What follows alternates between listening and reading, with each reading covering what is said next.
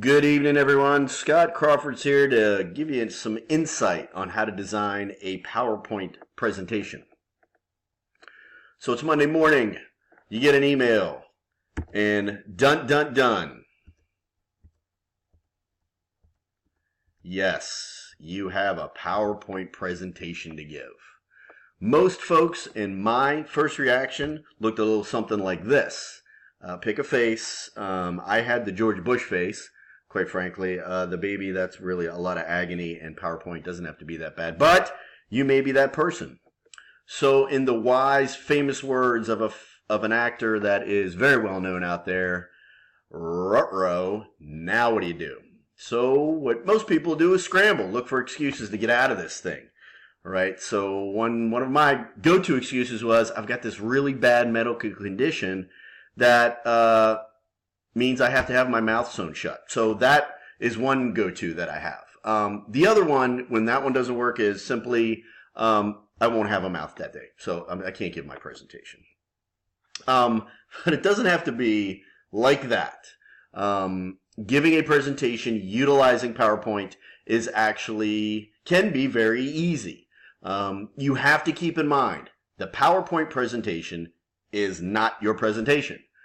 You are the presenter. You want your audience to focus on you and what you are saying, not so much what's happening on the screen with the PowerPoint.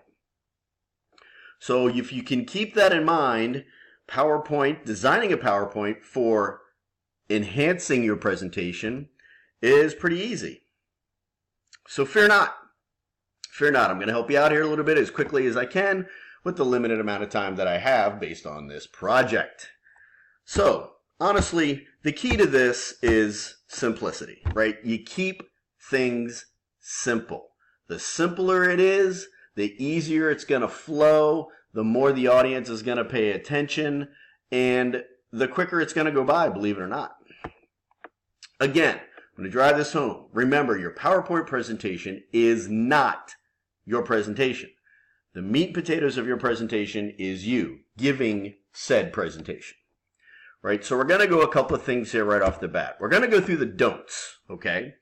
Don't do this, and don't do this. Do not make slides that are text-laden with lots of little bullets and horrible backgrounds and just stories and things that the human brain is not going to be able to focus on. There isn't enough time in the day, unless you're Rain Man, to process all this information, especially on the space shuttle slide. I mean, come on, nobody knows what's going on there, and nobody really cares at this point. Your brain's going to focus on very few items on the page, big items on the page, contrast, and color. Okay, so this is what you don't want to do. What you do want to do, these would be the do's, or the dos, which comes after uno and right before tres. So the do's you're going to want to do is use dark backgrounds. As you can see, this slide I have is a dark background, right? So dark backgrounds are great. You don't have to worry about when you use, there's no real choice when it comes to text. You're going to use something that appears great on a dark background. And you're going to use contrast. So contrast means you're going to have the audience focus on what you want them to focus on by using contrast, kind of like what we just did right here, right?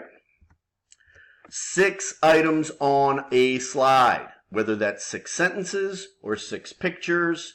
6 items on a slide, that's how many the human brain can focus on without actually physically going to math in their brain. Now that doesn't mean 6 paragraphs, okay? Keep your text low. Which brings us to the next point. Limit the amount of text you have on the slide, okay?